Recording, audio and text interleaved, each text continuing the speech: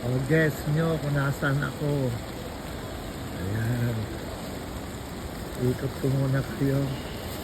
Parang lahat ng OFW ay itong pinagnanasang puntahang lugar eh. Bago may dalang bagahe. Ayan. Ayan. Diba? Ay, ginagawa palang tulay dito, no? Ang hagdan. Elevator ginagawa.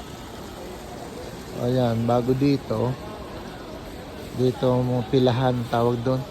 Once sila yung pauwi na ng Pilipinas, nakapila doon.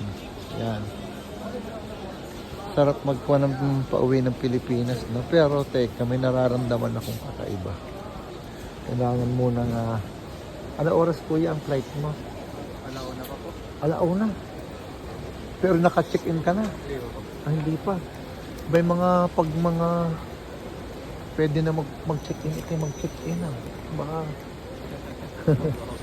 Ano kang flight? Bakit alauna? Jeddah pa po. Sa Jeddah. Oo, Jeddah. Mas maganda kasi ang biyahe pag Jeddah. Kasi ilang oras ka lang doon maghihintay bago 6:15 ng umaga. Bago mag-6. Bago 6, paalis ka na ulit. Ganun. Diyan ako na din eh. Pag dito sa Riyadh, long time ka pa maghihintay. Mali, Riyadh. Oo. Kaya dapat kawan. Ayan oh. Ikot ko na kayo dito. Ito po ang airport ng Dammam. Kami lang punta dito para umuwi, no? May madami din mga halamanan. Ito hindi plastic ha. Totoo yan ha. Ayan. Yun ang sign na